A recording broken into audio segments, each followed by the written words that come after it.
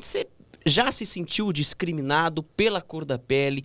Já se sentiu alguém que cruzou seu caminho, que te quis fazer você se sentir diminuído? Como é que isso sempre foi pra você?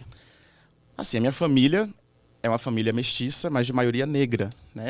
Meu pai, ele tem pele clara, olho verde, olho claro, cor de mel, na verdade. Meu irmão não parece comigo, minha irmã também. É uma família muito misturada.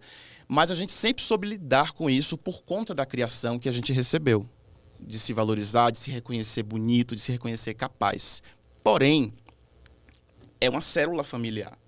Fora daquela bolha, existe toda uma crença que se perpetuou por muito tempo.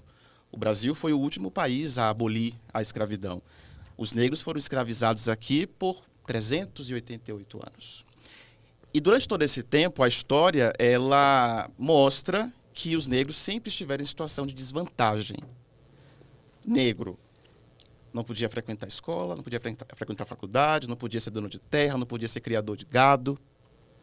Aí vieram certas leis para amenizar essa questão da escravidão.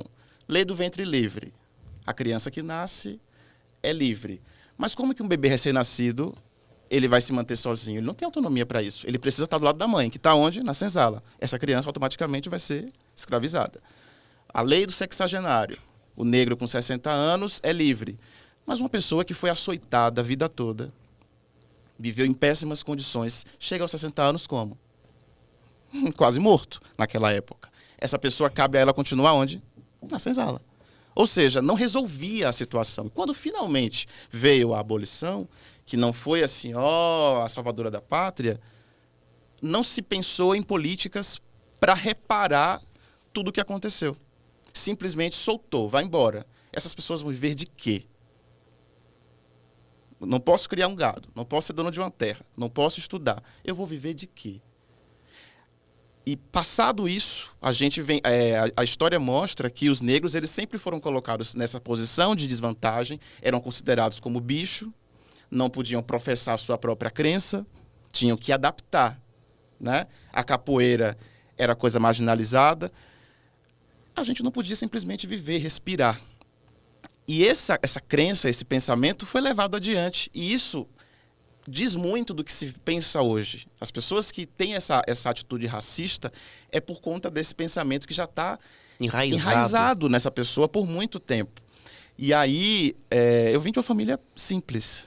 Lá em Salvador, eu já entrei pela porta dos fundos de muitos prédios para trabalhar com meu pai. A minha profissão, a minha formação me permitiu voltar a esses bairros nobres, a esses locais pela porta da frente. Mas várias vezes que eu chegava nesses locais, o meu câmera um pouco mais claro, o motorista de pele branca, eu com o microfone da emissora, e não foi uma, nem duas, nem três vezes que eu ouvi a seguinte pergunta. Mas cadê o repórter? Quem vai fazer a entrevista? E aí você está na casa da pessoa, você não vai ser deselegante, você não vai dar uma resposta grosseira. Você tem que ponderar. Você respira a conta de 1 até 10 e não sou eu. E você vê a pessoa mudar a afeição. O que não acontece em bairros populares. Eu chegava em bairros populares em Salvador, as pessoas sabiam meu nome, meu sobrenome, perguntavam pelo meu filho. Então você percebe.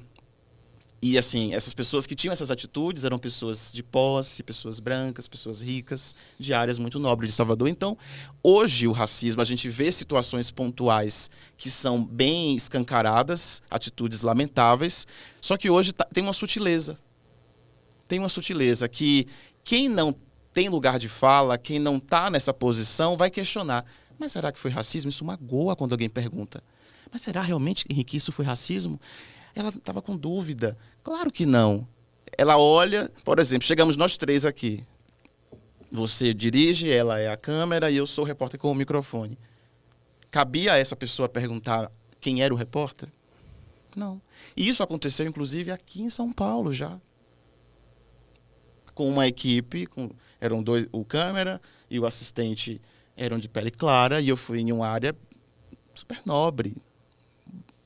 Um prédio de altíssimo padrão, e eu com o microfone da Record na mão, e a pessoa perguntou quem é que vai fazer a entrevista. E isso me fez reviver, eu voltei para Salvador, sabe? você tem aquele lapso, assim, você viaja no tempo e você põe os pés no chão de novo, respira fundo, conta de 1 até 10, mentalmente. E aí, foi tão constrangedor que o auxiliar, não, é ele aqui, ó, Henrique, apertou a mão, sim, sim. E aí, assim, quem não entende vai achar que não foi racismo. Mas Falam que é mimimi. Que é mimimi, mas não é mimimi.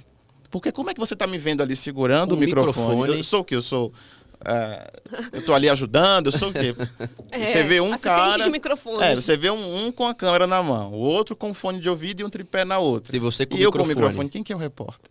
Então, essas atitudes, eu acredito que elas são justificadas por conta de todo esse processo de apagamento que a história fez com o povo negro.